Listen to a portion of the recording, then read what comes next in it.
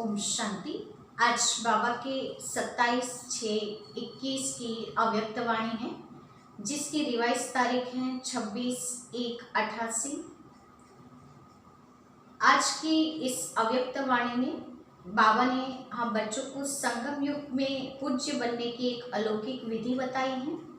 उसमें बाबा ने विशेष हम बच्चों पर यानी कि ब्राह्मण बच्चों पर नज़र घुमाते हुए उन बच्चों की विशेषताओं को देखा। उसमें विशेष बाबा ने 3 प्रकार के बच्चे देखे। एक तो ऐसे बच्चे जो बाप और ब्राह्मण परिवार की विशेषताओं को जानकर देखकर उसे धारण करके विशेष आत्मा बन गए। दूसरे ऐसे बच्चे जो ब्राह्मण परिवार की विशेषताओं को जानते देखते हुए केवल खुश हो जाते हैं, उसे धारण करने की हिम्मत नहीं रखते हैं। और तीसरे बच्चे जो ऐसी विशेषताओं के महत्व को देखते हैं लेकिन उसे साधारण रूप में देखते हैं। तो ऐसे 3 प्रकार के बच्चे बाबा ने देखे।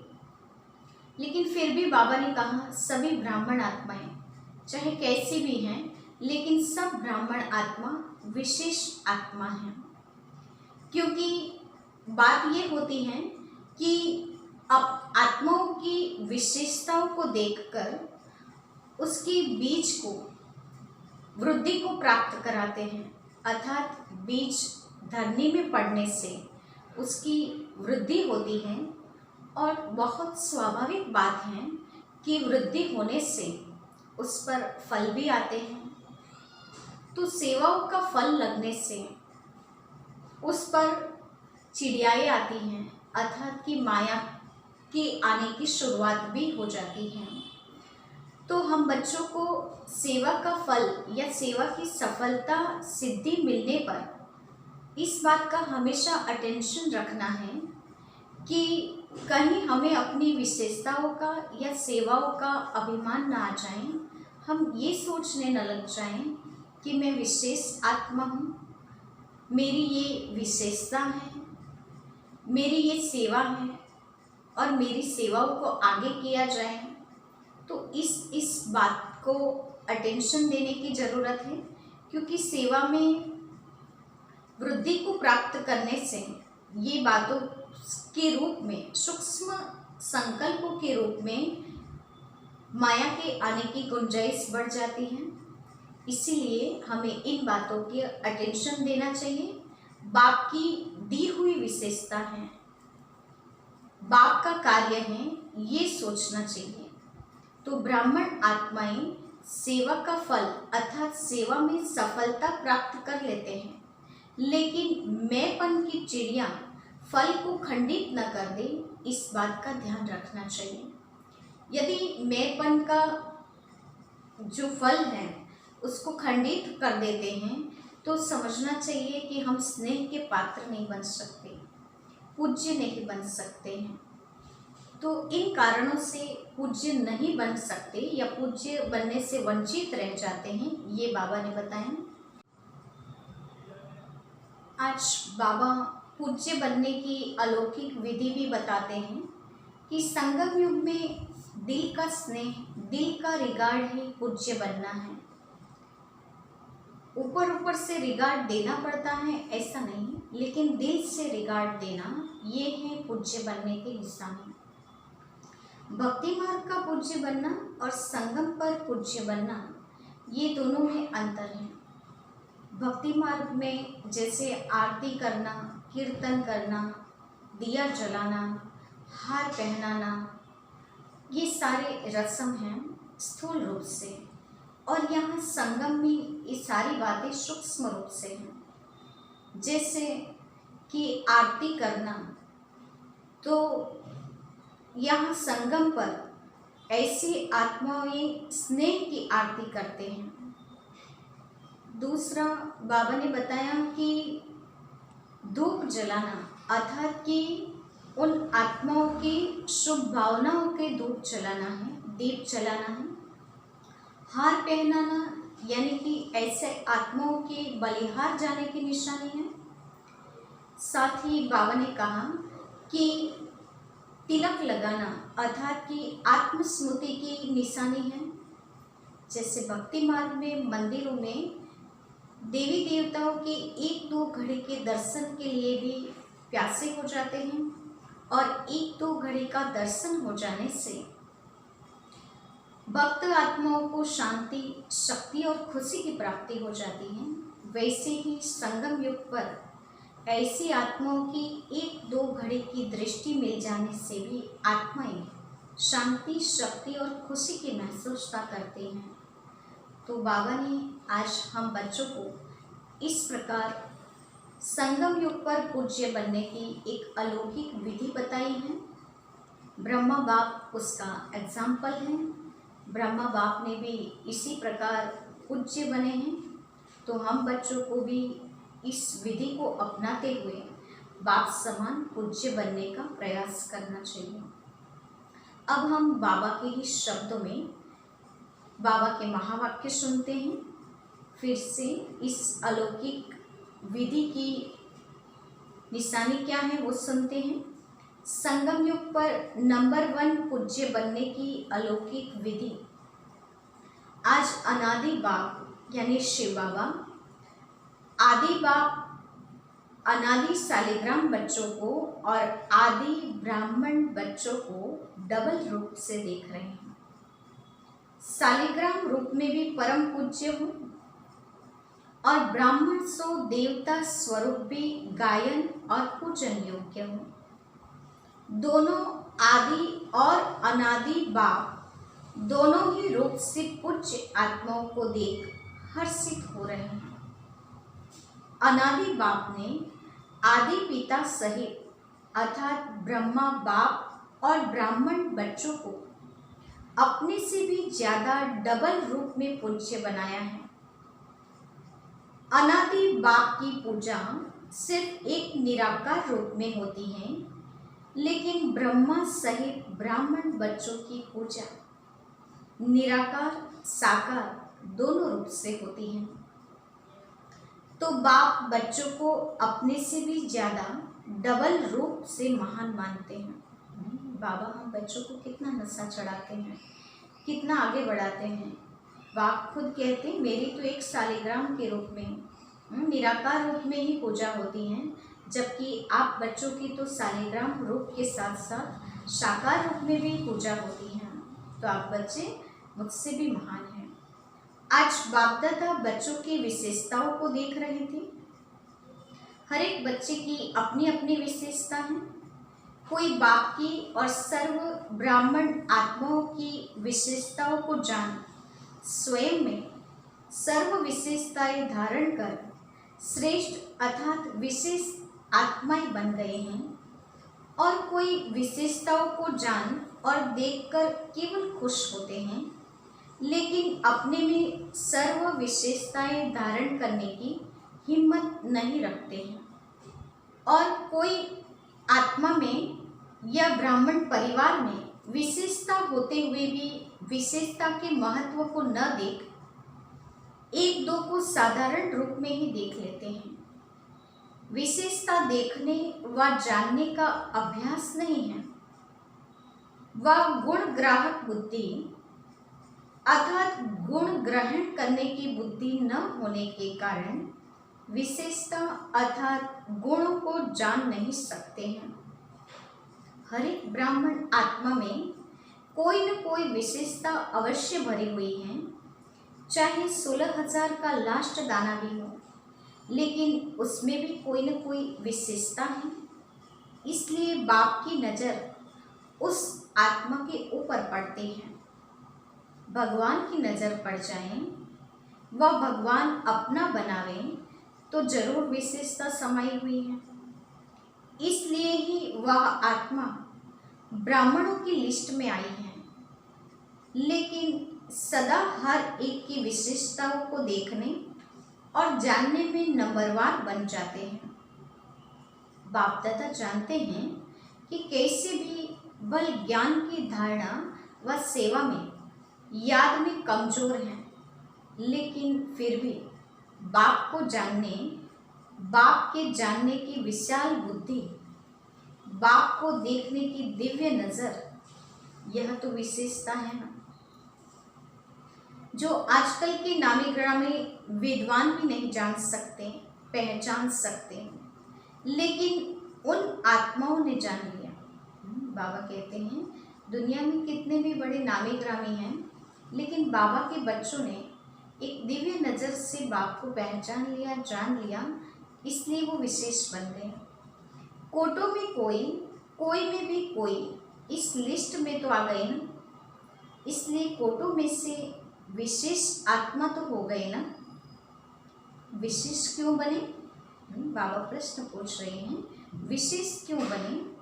क्योंकि ऊंचे थे ऊंचे बाप के बन गए। सभी आत्माओं में ब्राह्मण आत्माएं विशेष हैं। सिर्फ कोई अपनी विशेषताओं को कार्य में लगाते हैं, इसलिए वह विशेषता वृद्धि को प्राप्त होती रहती हैं और दूसरों को भी वह दिखाई देती है।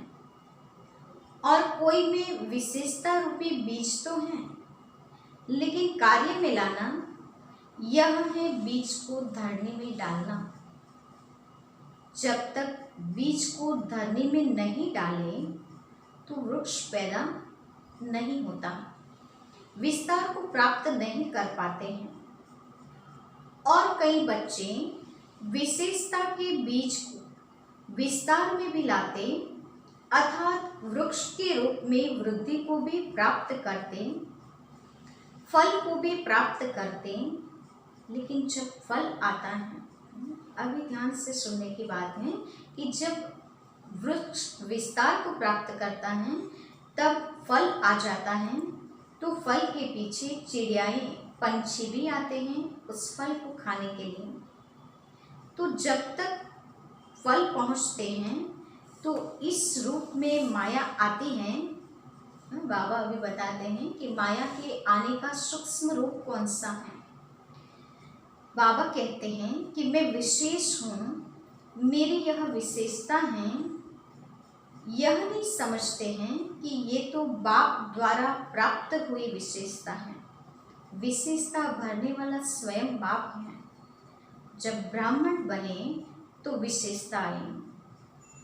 ब्राह्मण जीवन की देन है, ये बाप की देन है, इसलिए फल के बाद अर्थात सेवा में सफलता के बाद यह अटेंशन रखना जरूरी है। नहीं तो माया रूपी चिड़िया, पंछी फल को जूठा कर देते या नीचे गिरा देते हैं। जैसे खंडित मूर्ति की पूजा नहीं होती, माना जाता है कि यह मूर्ति है लेकिन पूजी नहीं जाती। ऐसे जो ब्राह्मण आत्माएं सेवा का फल अर्थात सेवा में सफलता प्राप्त कर लेते हैं, लेकिन मैंपन की चिड़िया ने फल को खंडित कर दिया, इसलिए सिर्फ माना जाएगा कि सेवा बहुत अच्छी करते हैं, महारथी हैं, सर्विसेबल हैं, लेकिन संगम युग पर भी सर्व ब्राह्मण परिवार के दिल में स्नेह के पात्र व पूज्य नहीं बन सकते हैं। संगम युग में दिल का स्नेह, दिल का रिगार्ड, यही पूज्य बनना है। फल को मैंपन में लाने वाले ऐसा पूज्य नहीं बन सकते हैं। एक है दिल से किसको ऊंचा मानना, तो ऊंचे को पूज्य कहा जाता है। जैसे आजकल की दुनिया में बाप ऊंचा होने के कारण बच्चे पूज्य पिताजी कहकर बुलाते हैं या लिखते हैं। ऐसे दिल से ऊंचा मानना अर्थात दिल से रिगार्ड देना है। दूसरा होता है बाहर की मर्यादा प्रमाण रिगार्ड देना ही पड़ता है, तो दिल से देना और देना ही पड़ता है, इसमें अंतर हो जाता है। बाबा एग्जाम्पल देते हैं कि जैसे कोई लौकिक पिता है तो उसको बाहर के रूप से रिगार्ड देना पड़ता है, उस रीति से दे रहे हैं, या दिल से पूज्य समझा है इस रीति से दे रहे हैं, उन दोनों में अंतर हो जाता है। पूज्य बनना अर्थात दिल से सर्वमान्य, मेजॉरिटी होने चाहिए, पहले भी सुनाया कि 5% तो रह ही जाता है, लेकिन मेजोरिटी दिल से माने। यह है संगम युग पर पूज्य बनना। पूज्य बनने का संस्कार भी अभी से भरना है, लेकिन भक्ति मार्ग के पूज्य बनने में और अभी के पूज्य बनने में अंतर है। अभी आपके शरीरों की पूजा नहीं हो सकती, क्योंकि अंतिम पुराना शरीर है, तमोगुणी तत्वों का बना हुआ शरीर है। अभी फूलों के हार नहीं पड़ेंगे। भक्ति मार्ग में तो देवताओं के ऊपर चढ़ाते हैं ना। पूज्य की निशानी है धूप जलाना, हार पहनाना, आरती करना, कीर्तन करना, तिलक लगाना। संगम युग पर यह स्थूल विधि नहीं है, लेकिन संगम युग में सदा दिल से उन पूज्य आत्माओं के प्रति सच्चे स्नेह की आरती उतारते रहते हैं। आत्माओं द्वारा सदा कोई न कोई प्राप्ति का कीर्तन करते रहते हैं। सदा उन आत्माओं के प्रति शुभ भावना की धूप व दीप जगाते रहते हैं। सदा ऐसी आत्माओं को देख स्वयं भी जैसे वह आत्माएं बाप के ऊपर बलिहार गई हैं, वैसे अन्य आत्माओं में भी बाप के ऊपर बलिहार जाने का उमंग आता है। तो बाप के ऊपर बलिहार जाने का हार उन आत्माओं को स्वतः ही प्राप्त होता है। ऐसी आत्माएं सदा स्मृति स्वरूप के तिलकधारी होते हैं। इस अलौकिक विधि से इस समय के पूज्य आत्माएं बनती हैं। भक्ति मार्ग के पूज्य बनने से श्रेष्ठ पूजा अब की है।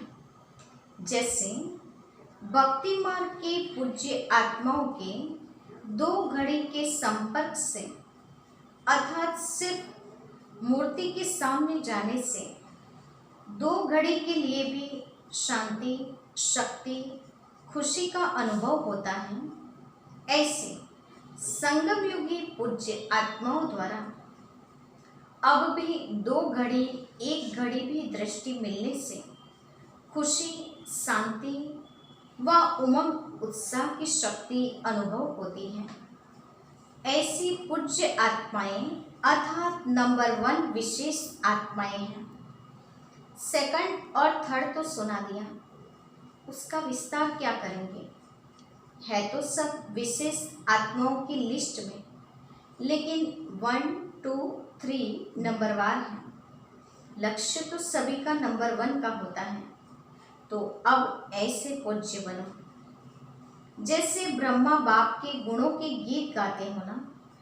यह सब विशेषताएं पूज्य बनने की व नंबर 1 विशेष आत्मा की बातें ब्रह्मा बाप में देखी सुनी है ना। तो जैसे ब्रह्मा बाप साकार आत्मा नंबर 1 संगम युगी पूज्य, सो भविष्य में नंबर 1 पूज्य बनते हैं। लक्ष्मी नारायण नंबर 1 पूज्य है ना। ऐसे आप सभी भी ऐसे बन सकते हैं।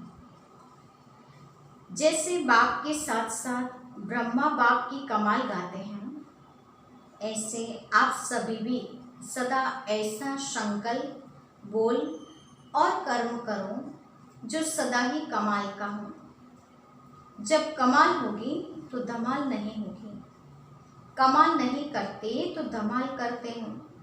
चाहे संकल्पों की धमाल करो, चाहे वाणी की करो।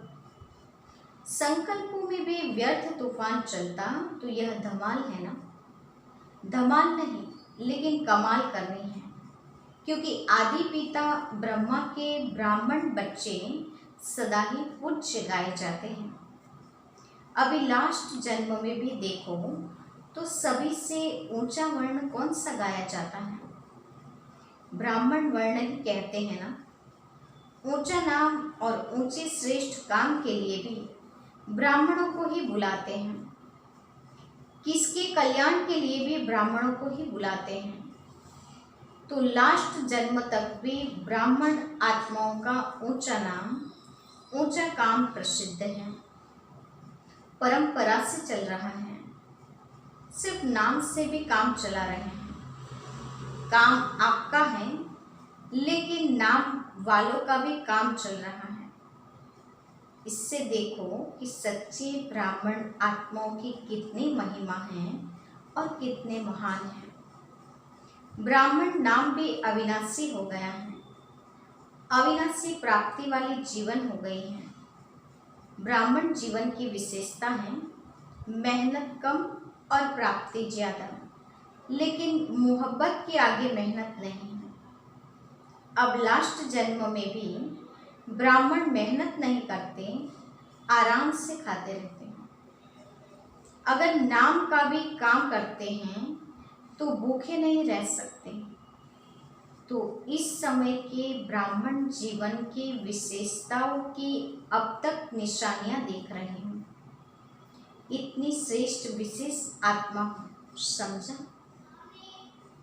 वर्तमान समय पूज्य तो भविष्य के भी पूज्य, इसको ही विशेष आत्माएं नंबर 1 कहते हैं। तो अब चेक करो, ब्रह्मा बाप की कहानी सुना रहे हैं ना, अभी और भी रही हुई हैं। यह ब्रह्मा बाप की विशेषता सदा सामने रखो और किसी बात में नहीं जाओ, लेकिन विशेषताओं को देखो और उसे वर्णन करो।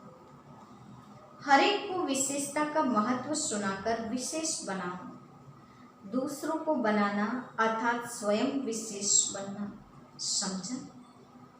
अच्छा, चारों ओर के सर्व नंबर 1 विशेष आत्माओं को, सर्व ब्राह्मण जीवन वाले विशेष आत्माओं को, सदा ब्रह्मा बाप को सामने रख समान बनने वाले बच्चों को, अनादि बाप आदि बाप का दोनों रूप से सर्व शालिग्रामों और साकारी ब्राह्मण आत्माओं को स्नेह भरे याद प्यार और नमस्ते। पार्टियों के साथ मुलाकात है। उसमें पहले पॉइंट, सदा बाप का हाथ और साथ हैं, ऐसा भाग्यवान समझते हैं। बाबा प्रश्न पूछ रहे हैं कि बाप के हाथ और साथ का अनुभव करते हैं। जहाँ बाप का हाथ और साथ है, वहाँ सदा ही मौजों के जीवन होती है। मूंझने वाले नहीं होंगे, मौज में रहेंगे। कोई भी परिस्थिति अपनी तरफ आकर्षित नहीं करेगी, सदा बाप की तरफ आकर्षित होंगे।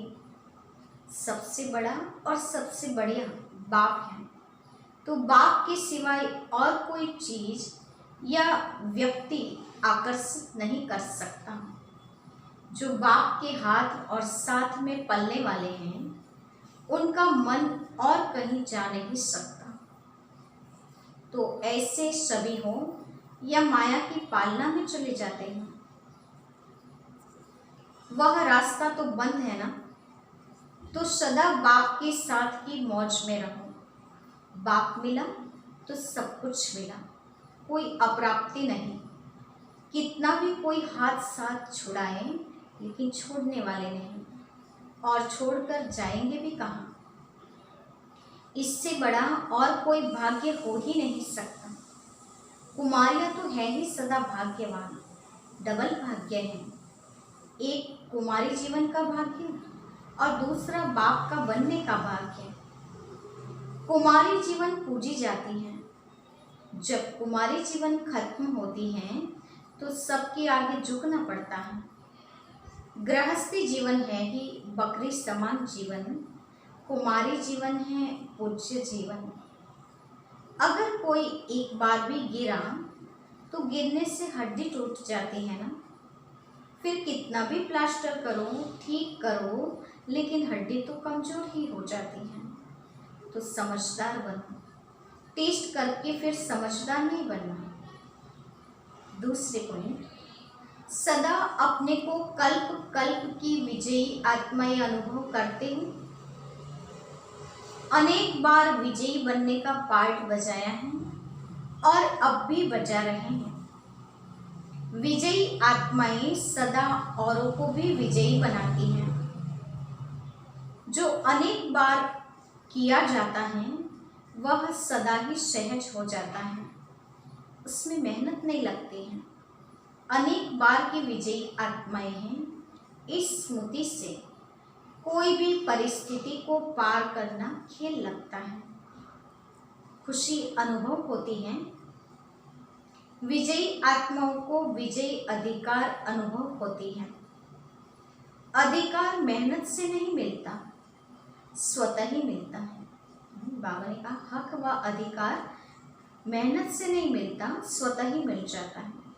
तो सदा विजय की खुशी से, अधिकार से आगे बढ़ते औरों को भी आगे बढ़ाते चलो। लौकिक परिवार में रहते लौकिक को अलौकिक में परिवर्तन करो, क्योंकि अलौकिक संबंध सुख देने वाला है। लौकिक संबंध से अल्पकाल का सुख मिलता है, सदा का नहीं। तो सदा सुखी बनने, दुखियों की दुनिया से सुख के संसार में आ गए हैं, ऐसा अनुभव करते हो ना।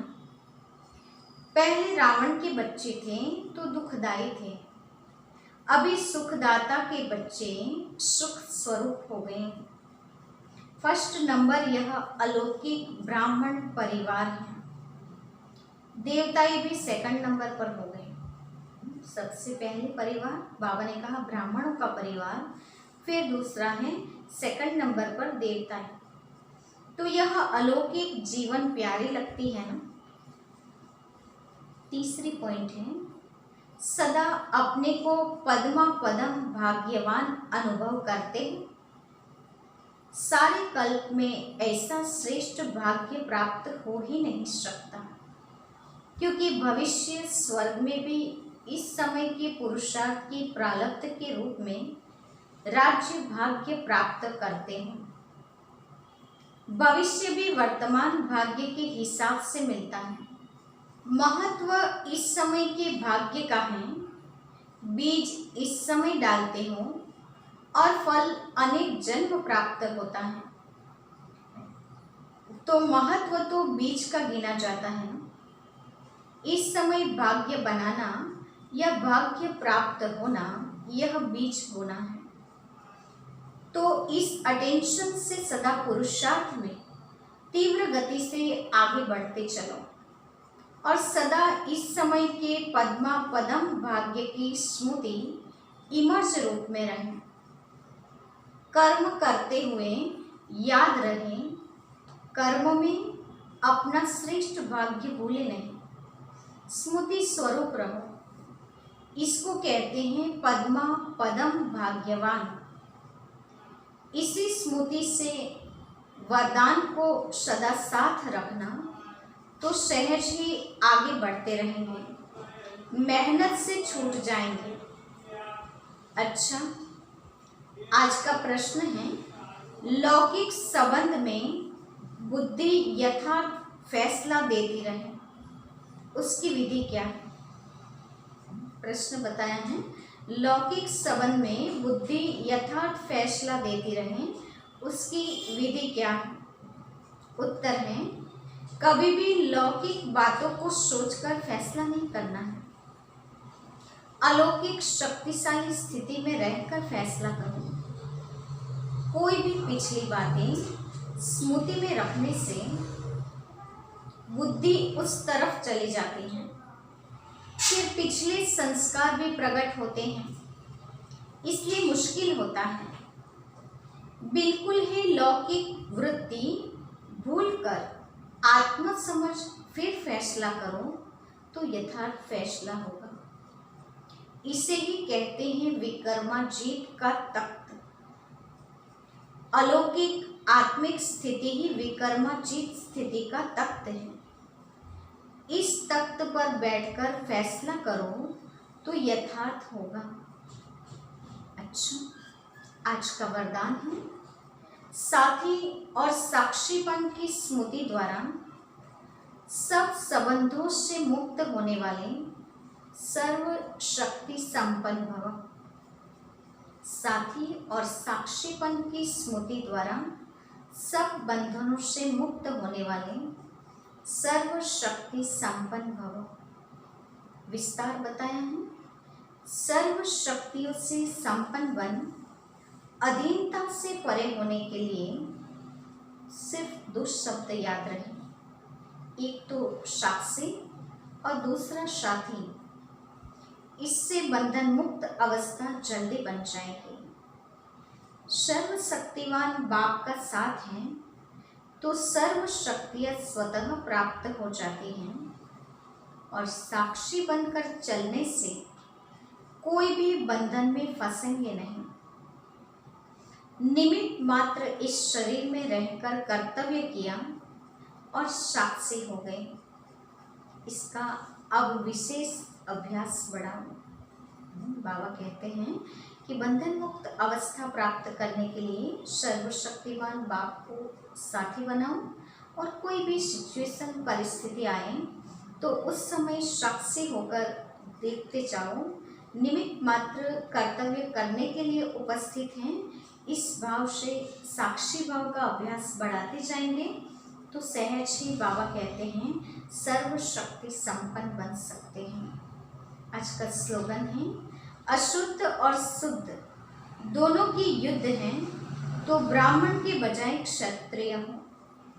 अशुद्ध और शुद्ध दोनों की युद्ध है तो ब्राह्मण के बजाय क्षत्रिय हो। बाबा ने कहा नेगेटिव और पॉजिटिव अंदर आत्म मंथन चलता है, अंदर शुद्ध और अशुद्ध दोनों की फाइट चलती रहेगी। तो बाबा ने कहा ब्राह्मण की जगह क्षत्रिय गिने जाएंगे। इसीलिए ज़्यादा प्रयास हमें शुद्ध संकल्पों का करना है। अच्छा, ओम शांति।